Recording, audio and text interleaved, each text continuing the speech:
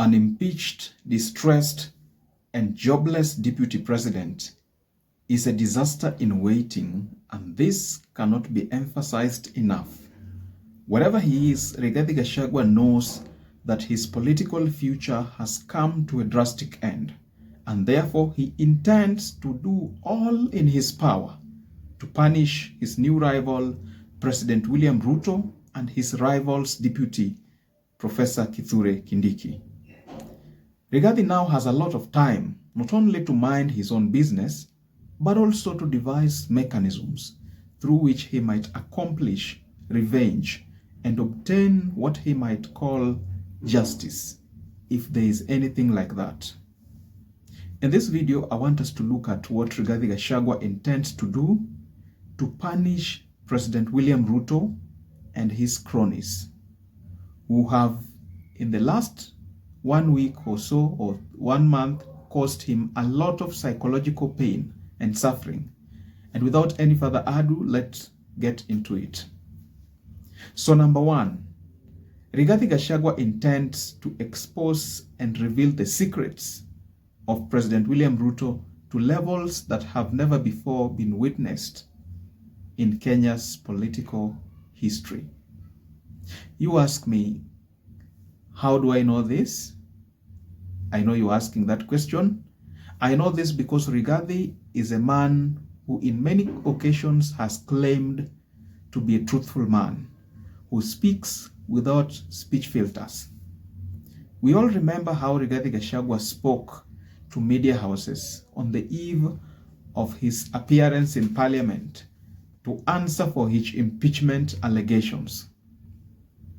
Rigathi attempted to drag President William Ruto into his mess by claiming that whatever ugly thing he had been accused of doing, he had learnt it from his boss, the president himself, President William Ruto. Rigathi Gachagua does not have any political power at the moment. But believe me, this gentleman, Rigathi Gachagua, is armed with the most sophisticated and the most dangerous weapon the world has ever known. And that is information. Prior to his impeachment, Rigathi had access to information by virtue of being the second in command. Remember, this is somebody who would sit in the National Security Council.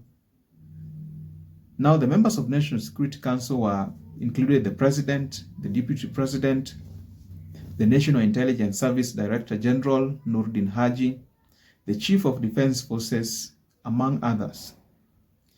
It is in the National Security Council where secret and yet critical decisions regarding our country's security are made. Now that Rigathi is not in the government, nothing, absolutely nothing, will prevent him from exposing the purported evils of the very government that he once served. Now I know the government of the day might want to frustrate Rigathi's efforts to attend media interviews where he would disclose whatever secret information that is in his disposal, as reports have emerged about Ruto's administration frustrating Rigathi's efforts to attend a media interview at Inoro TV. Now, this, in my opinion, cannot stop the truthful man from exercising his freedom of speech. Believe you me, Rigathi and his wife, Pastor Dorcas, both of these two have social media accounts with massive followings, thousands of followers, and all it will take is a live stream setup for the former deputy president to be able to spill all the beans, literally all the beans, and leave his former boss without clothes. Remember, Rigathi Gachagua has repeatedly accused President William Ruto's administration of endless abductions and unexplained disappearances of activists and some members of the public who are not in line with the government.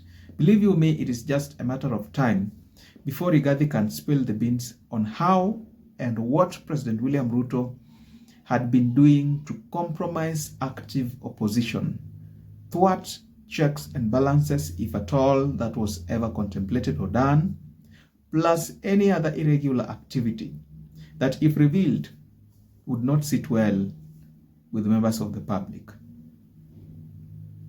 Number 2, Rigathi Gachagua still has a lot of sympathizers and political loyalists who for some time will remain loyal to him despite his concluded fate.